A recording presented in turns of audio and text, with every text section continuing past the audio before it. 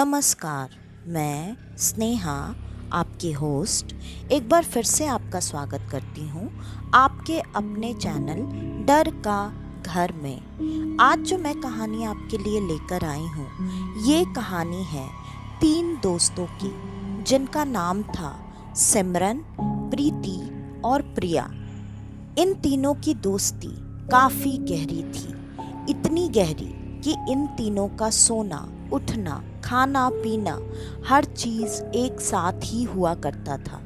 इन तीनों की दोस्ती बचपन से ही थी, क्योंकि ये तीनों आस पड़ोस में ही रहने वाले थे और बचपन से तीनों का एक साथ जुड़ाव ऐसे हो गया कि इन्हें खुद को ही पता नहीं चला कि उम्र बढ़ते बढ़ते कब इनकी दोस्ती भी उम्र के ही साथ बढ़ती चली गई। अब ये तीनों काफ़ी बड़े हो चुके थे और तीनों ने अपना अपना घर शिफ्ट भी कर लिया था, लेकिन तीनों बच्चियों के ज़िद के वजह से उनके माता पिता ने जब अपना घर बनवाया या खरीदा, तब उन्होंने एक ही जगह पर फिर से अपना घर भी लिया था। हाँ, ये बात अलग है कि तीनों के माता पिता की हैसियत में थोड़ी बहुत ऊंच नीच थी। उस वजह से तीनों का घर एक साथ एक जगह पर नहीं बना, लेकिन बना एक ही जगह पर, समय अलग अलग था। जैसे सबसे पहले सिमरन के माता पिता ने जिस जगह पर ज़मीन लेकर अपना घर बनवाया, कुछ ही समय बाद वहाँ पर प्रीति के पिता ने फिर अपना घर बनवाया और आखिरकार प्रिया के पिता ने।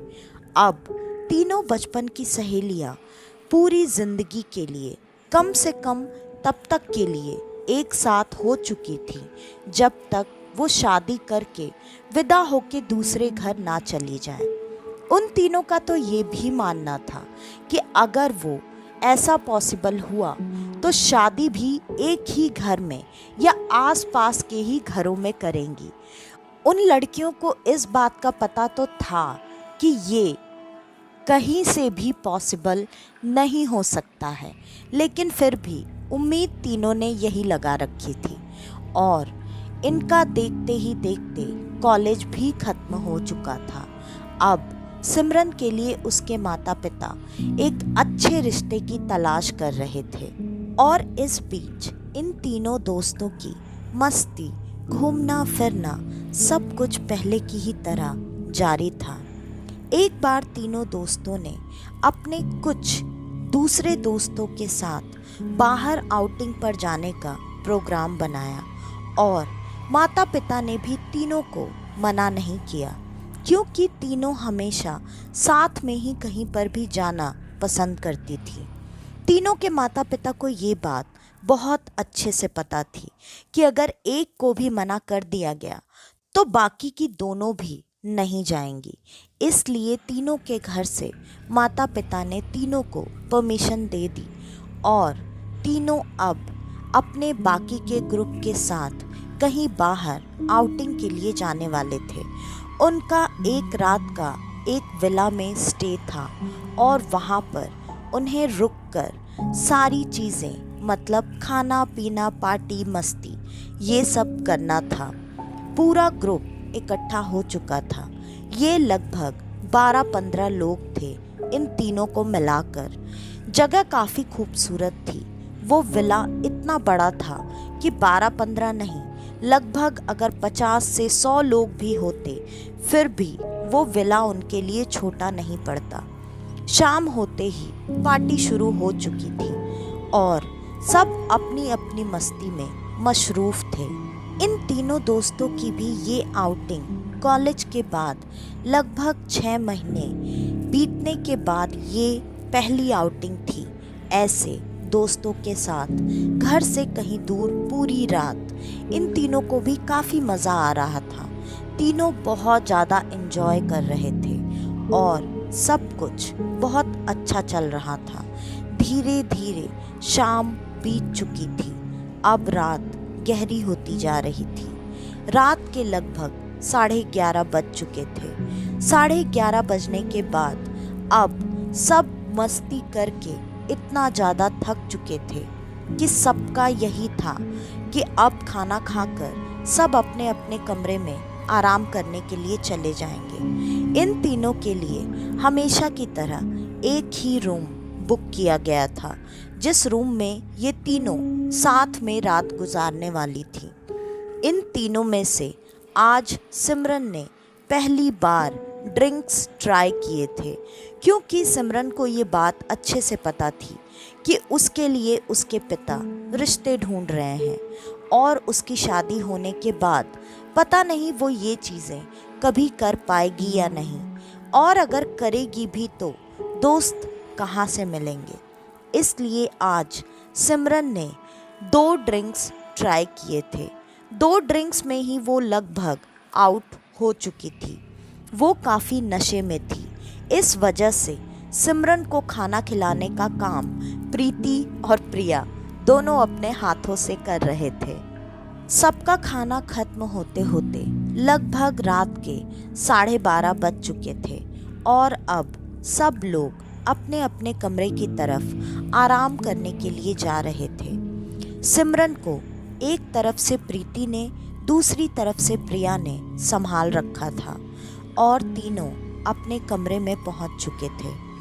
प्रिया और प्रीति ने सिमरन को पहले बिस्तर पर लेटा दिया और दोनों थोड़ी देर तक बैठकर वहीं सिमरन के पास ही बातें कर रही थीं। सिमरन नशे में काफ़ी कुछ बड़बड़ा रही थी और बार बार सिमरन प्रीति और प्रिया का नाम लेकर उन्हें उसके पास रहने के लिए कह रही थी। दोनों ने दोनों तरफ से सिमरन के हाथों को पकड़ रखा था और वो बार बार उसके सर पर हाथ फेर कर यही कहती, अरे तू चिंता मत कर, तू सो जा, हम यहीं पर हैं। अरे पगली सो जा, आराम कर, हम यहीं हैं, हम तुझे छोड़कर कहीं नहीं जा रहे। और इतना बोलने के बाद सिमरन शांत हो जाया करती थी और सिमरन सो जाती। अब रात के करीब 1:30 बज चुके थे। अब प्रिया और प्रीति को भी काफ़ी नींद आ रही थी। उन दोनों ने भी अब चुपचाप सोने का फैसला किया। दोनों सिमरन को बीच में लिटाकर उसके अगल बगल लेट चुकी थी। थोड़ी ही देर में उन दोनों को भी नींद आ गई और जब सुबह नींद खुली तब सिमरन अपनी जगह पर नहीं थी। प्रिया और प्रीति को लगा जैसे सिमरन बाथरूम में गई होगी, इसलिए उन्होंने ज़्यादा ध्यान ना देते हुए चुपचाप थोड़ी देर और लेटे रहने की कोशिश की। लेकिन अचानक विला में काफ़ी ज़्यादा शोरगुल की आवाज़ आने लगी। वो दोनों अपने कमरे से तुरंत बाहर निकल कर आईं और बाकी के दोस्तों से पूछने लगी, क्या हो गया, तुम लोग इतना क्यों शोर मचा रहे हो, वो भी इतनी सुबह सुबह, क्या हुआ है बताओ तो। सारे दोस्तों की सिट्टी पिट्टी गुम थी।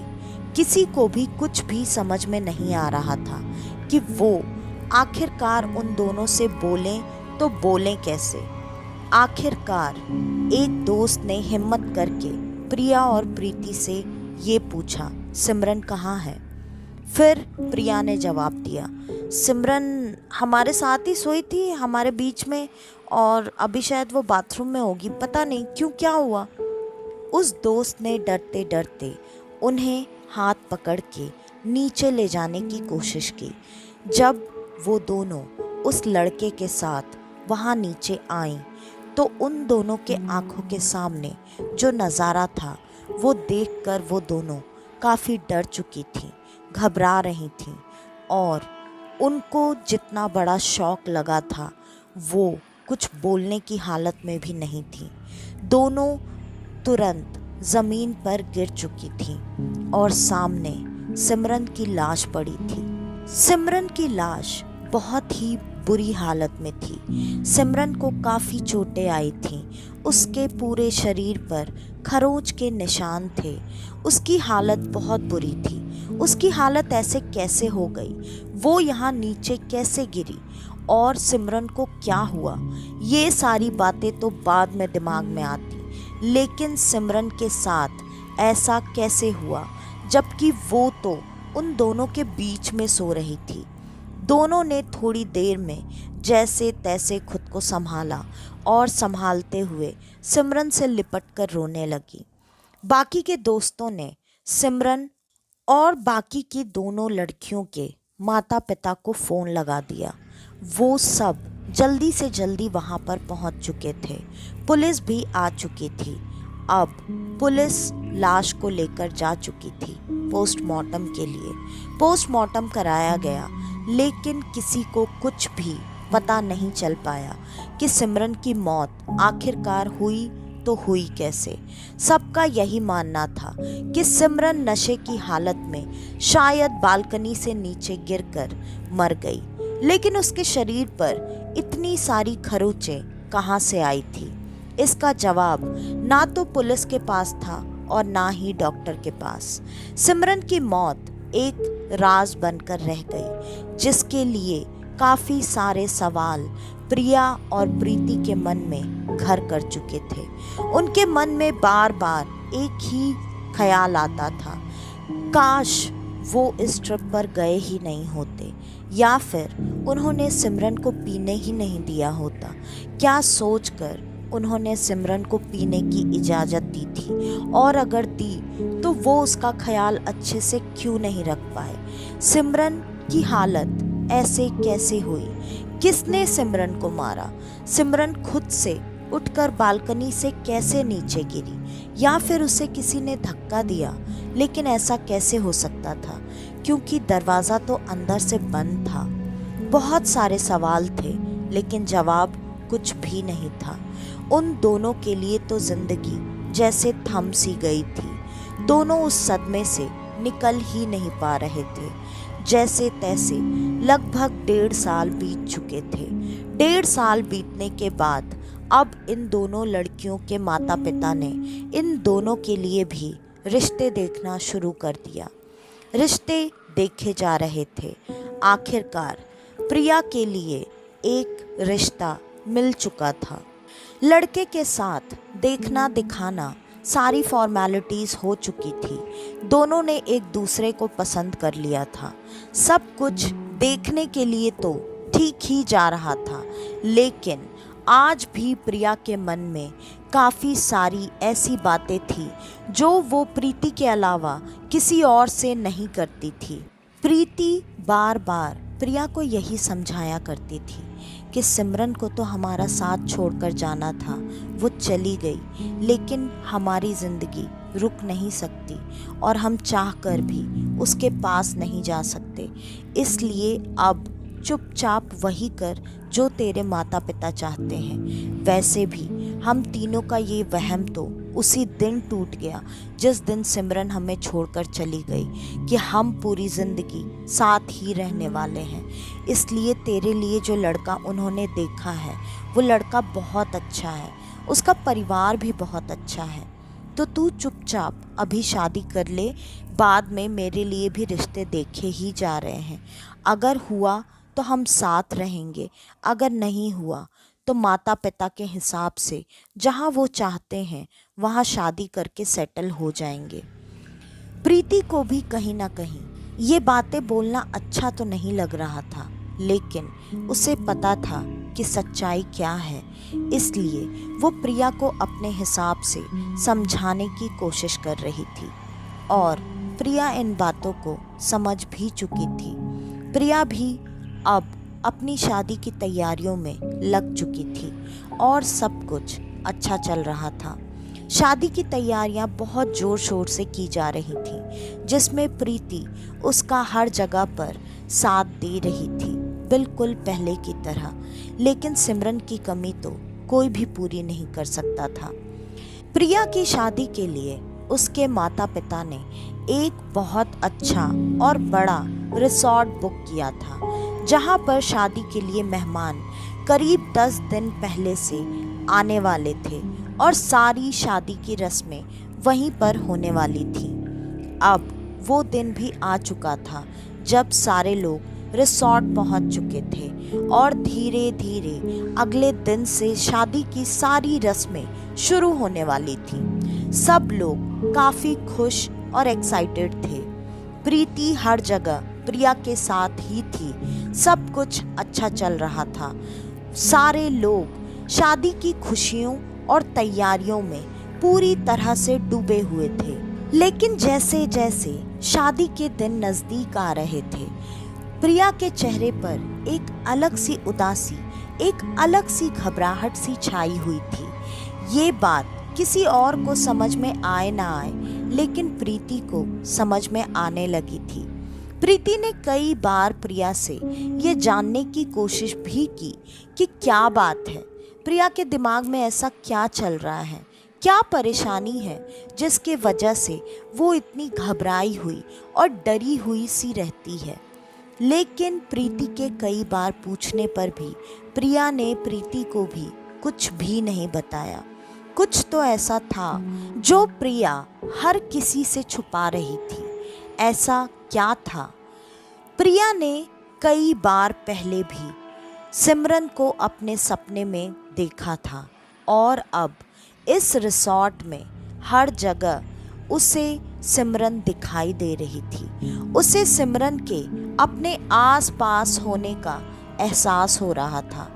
पहले तो शुरू में प्रिया को ऐसा लगता था जैसे सिमरन उसकी प्यारी दोस्त उसका साथ देने के लिए यहाँ पर मौजूद है। लेकिन धीरे धीरे सिमरन उसे अब डराया करती थी। सिमरन का एक भयानक रूप, भयानक चेहरा प्रिया के सामने बार बार आया करता था और वो एक ही बात बार बार दोहराती थी कि वो आ चुका है। वो जैसे मुझे लेकर गया वैसे तुम दोनों को भी लेकर जाएगा। तुम दोनों की भी मौत बहुत जल्दी होने वाली है। और वो ठहाके मार मार कर इतना तेज तेज हंसा करती थी जिसकी हंसी की आवाज़ से उसे डर लगता था और पूरा कमरा गूंज उठता था। लेकिन ये आवाज़ें, ये हंसी सिर्फ और सिर्फ प्रिया को ही सुनाई देती थी। वो ये बात समझ नहीं पा रही थी कि प्रीति को बताए तो बताए कैसे। लेकिन जैसे जैसे रस्में खत्म हो रही थी और शादी का दिन नज़दीक आ रहा था, वैसे वैसे अब सिमरन से डरना प्रिया का बहुत ज़्यादा बढ़ चुका था। क्योंकि इस वजह से अब प्रिया के चेहरे पर अजीब सी थकान, आंखों के नीचे काले घेरे और चेहरे पर अजीब सी चिंता की लकीरें उभर कर दिखने लगी। प्रिया के चेहरे पर दुल्हनों वाली कोई भी बात अब बची ही नहीं थी। ना तो वो रौनक थी और ना ही वो चमक। इसी वजह से अब ये बात पूरे घर वालों को, सारे मेहमानों को समझ में आने लगी कि प्रिया के दिमाग में कुछ न कुछ ऐसा चल रहा है जिससे वो काफ़ी परेशान है। और सबको वहाँ ये बात बहुत अच्छे से पता थी कि प्रिया अगर किसी के सबसे ज़्यादा करीब है तो वो है प्रीति। इस वजह से सारे लोग प्रीति से आकर बोलने लगे कि वो प्रिया से जाकर बात करे, पूछे कि उसे क्या परेशानी है। लेकिन प्रीति के कई बार पूछने पर भी प्रिया उसे बताने को तैयार नहीं थी। आखिरकार प्रीति ने थक हार कर प्रिया को अब अपनी कसम दे दी। अब तो प्रिया को बताना ही पड़ेगा कि उसे ऐसा क्या हुआ है। और प्रिया फूट फूट कर प्रीति के गले लगकर रोने लगी। उसने सारी बातें प्रीति को बताना शुरू की। जब वो एक एक करके सारी बातें प्रीति को बता रही थी तो प्रीति को भी बिल्कुल वैसा ही झटका लग रहा था जैसा कि प्रिया को लग रहा था। क्योंकि सिमरन कई बार प्रीति के भी सपने में आकर उसे ऐसे ही चेतावनी दे चुकी थी, डरा चुकी थी। लेकिन अभी वो उसके सपने में नहीं आ रही थी। इस वजह से प्रीति खुद को संभाले हुए थी। प्रीति ने तुरंत ही प्रिया की सारी बातों पर यकीन करते हुए कहा कि कौन आ गया है, मुझे तो उसकी कुछ बात समझ में ही नहीं आ रही है यार। मुझे भी बहुत डर लगता था और मैं भी यही सोचती थी कि मैं तुझे ये बातें बताऊं तो बताऊं कैसे, क्योंकि मुझे तो पता ही नहीं था कि वो किस बारे में बात कर रही है। अब दोनों दोस्तों का दुख तकलीफ एक हो चुका था, जुड़ चुका था। लेकिन इसके लिए उन दोनों को करना क्या था, ये अभी तक उन्हें पता नहीं था। जब प्रिया अपने मन की सारी बातें प्रीति को बता रही थी और प्रीति अपने मन की बातें प्रिया से कह रही थी, तो ये सारी बातें बाहर खड़े होकर प्रिया का होने वाला पति, जो कि उससे सच में बहुत ज़्यादा प्यार करता था, वो सुन रहा था। और अब उनकी बातें जब इस जगह पर आकर रुकी कि अब हमें क्या करना है, तब वो अंदर आते हुए ये कहने लगा, तुम दोनों बिल्कुल चिंता मत करो। अगर सच में ऐसा है तो मुझे पता है कि इन चीज़ों के लिए हमें क्या करना चाहिए और ये चीज़ें कैसे ठीक हो सकती हैं। उसकी ये बातें सुनते ही दोनों सहेलियां एक टक से उसकी तरफ देखने लगी। प्रिया अब दौड़कर अपने होने वाले पति के गले लग गई और वो रोने लगी। उसने कहा, मैं ये सारी बातें तुम्हें बहुत पहले ही बताना चाहती थी, लेकिन मुझे समझ में नहीं आ रहा था कि मैं बताऊं तो बताऊं कैसे। इन सारी बातों पर कोई भरोसा करेगा भी या नहीं। फिर उसके होने वाले पति ने बड़े प्यार से उसके सर को सहलाते हुए कहा, अब ये सिर्फ आज की बात नहीं है, ये पूरी जिंदगी की बात है। तुम्हारी कैसी भी बात हो, कोई भी बात, कोई सुने ना सुने, माने या ना माने, लेकिन तुम अपनी हर बात मुझसे कह सकती हो। मैं तुम्हारी हर बात सुनूंगा भी, समझूंगा भी और मानूंगा भी। इन्हीं चीज़ों के लिए तो हम 7 फेरे लेकर 7 वचन एक दूसरे को देने वाले हैं। तुम बिल्कुल चिंता मत करो, मुझे पता है इस समस्या का समाधान कौन कर सकता है। वो तुरंत दौड़कर अपनी माँ के पास पहुँच गया। माँ को उसने शुरू से लेकर अभी तक की सारी बातें बता दी। माँ ने ये बात सुनते ही कहा, बस इतनी सी बात है बेटा, इस वजह से हमारे घर की होने वाली बहू इतनी परेशान है, तो बिल्कुल चिंता मत कर। हम अपने गुरुजी के पास जाकर इस समस्या का समाधान तुरंत ही निकाल सकते हैं। और माँ और बेटा दोनों गुरुजी के पास पहुंच चुके थे। गुरुजी ने पहले से ही आने वाले किसी समस्या की चेतावनी इन लोगों को दे रखी थी और गुरुजी ने ये भी कहा था कि तुम तक ये समस्या काफ़ी देर में पहुंचेगी, लेकिन जब भी पहुंचे तो मुझ तक आने में देरी बिल्कुल मत करना, क्योंकि तुम जितनी देरी करोगे तुम्हारी बहू के मृत्यु के आसार उतने ही बढ़ जाएंगे।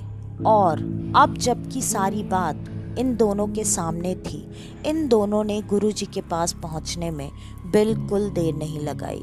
गुरुजी भी पहले से ही सारी समस्याओं को भांपकर उसकी तैयारी में ही थे और गुरुजी तुरंत वहाँ से इन दोनों के साथ शादी वाले वेन्यू पर, मतलब उस रिसॉर्ट में पहुँच चुके थे। गुरुजी वहाँ पर जब पहुँचे, उन्होंने कुछ घंटों के लिए वहाँ से सारे मेहमानों को हटाने के लिए कह दिया। सारे लोगों ने बिना किसी सवाल जवाब के गुरुजी की बात तुरंत मान ली और अब उस रिसॉर्ट में सिर्फ 5 लोग ही बचे थे। दूल्हा, दूल्हे की माँ, होने वाली दुल्हन और उसकी सहेली प्रीति। अब गुरुजी ने जो भी प्रक्रिया थी वो शुरू कर दी। वो सारी क्रियाएं शुरू करने के मुश्किल से 10 मिनट के अंदर अंदर ही उन सबके सामने सिमरन तो आ ही चुकी थी, लेकिन सिमरन के साथ साथ कोई एक और साया भी था जिसका चेहरा अभी तक किसी के सामने क्लियर नहीं हुआ था। गुरुजी जैसे जैसे मंत्र पढ़ते जा रहे थे, वैसे वैसे सिमरन के पीछे खड़ा हुआ वो काला भयानक साया अब सामने आता जा रहा था। जैसे ही वो पूरी तरह से सबको दिखने लगा, प्रीति और प्रिया दोनों बहुत ज़्यादा डर चुकी थी। दोनों एक दूसरे को जोर से पकड़कर बैठी हुई थी। गुरुजी ने इशारे से उन दोनों को समझाया कि उन्हें डरने की कोई ज़रूरत नहीं है। और अब गुरुजी ने जब मंत्रों का उच्चारण शुरू कर दिया था, तब वो आत्मा अब काफ़ी तड़प रही थी और सिमरन जो कि वहीं थी, लेकिन उस पर उन मंत्रों का बहुत बुरा असर नहीं हो रहा था। ऐसा क्यों? ऐसा सिर्फ इसलिए क्योंकि सिमरन वहाँ किसी को नुकसान पहुँचाने नहीं आई थी। वो सच में अपने दोस्तों को किसी से बचाना चाहती थी और वो वही आत्मा थी जो इतनी देर से सिमरन के पीछे खड़ी थी। वो आत्मा किसकी थी? अब ये बात गुरुजी और बाकी सबको जानना बाकी था। गुरुजी ने जब थोड़ी देर और विधि शुरू रखी, तब उस आत्मा ने अपना परिचय देना शुरू किया। उस आत्मा ने बताया कि वो भी इन 3 लड़कियों का पड़ोसी ही था और वो वहीं पर इन तीनों के साथ रहा करता था जहां ये तीनों पहले रहा करती थी।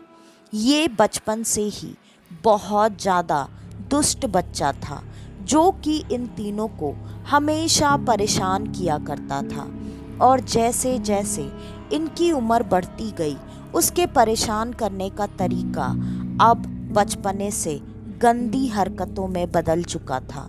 तीनों लड़कियां उसके हरकतों से काफ़ी परेशान रहा करती थीं और ऐसे ही एक दिन ये सब सिमरन के ही छत पर बैठे बातें कर रहे थे। वो लड़का वैसे ही गंदी हरकतें इन तीनों लड़कियों के साथ कर रहा था। आज उसके हर गंदी हरकतों की हद पार हो चुकी थी।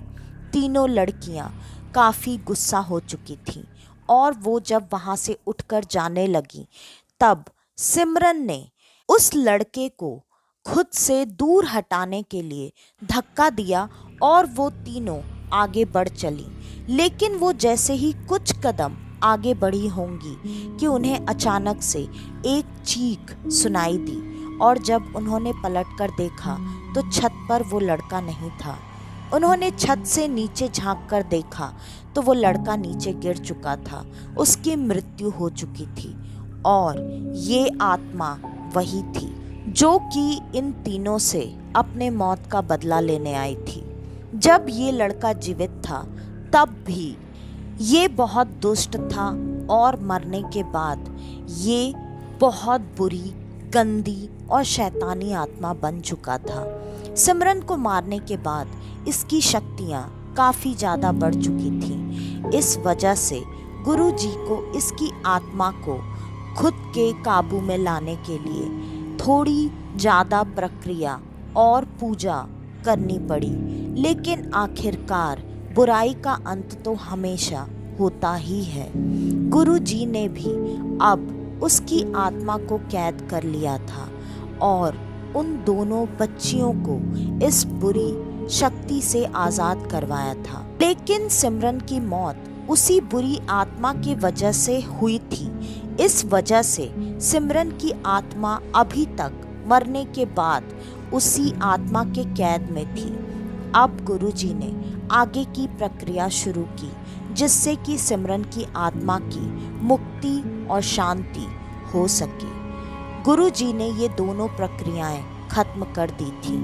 अब शाम भी हो चुकी थी।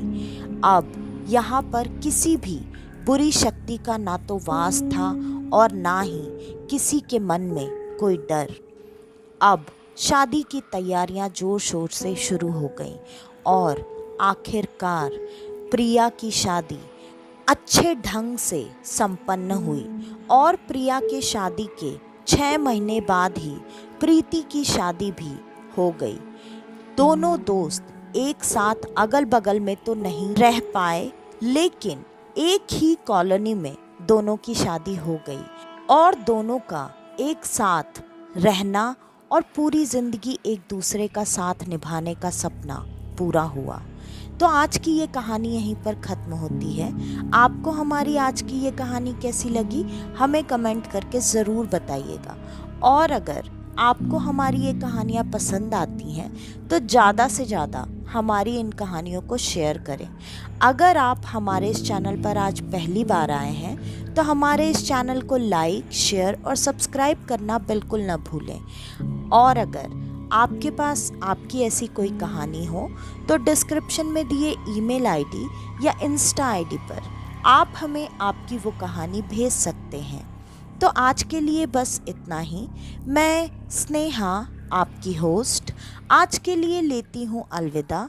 वापस से आपसे मिलने आऊँगी और आप सबको लेकर जाऊँगी कुछ जाने अनजाने किस्से कहानियों के सफ़र पर, आपका अपना डर का घर में। तो तब तक के लिए नमस्कार।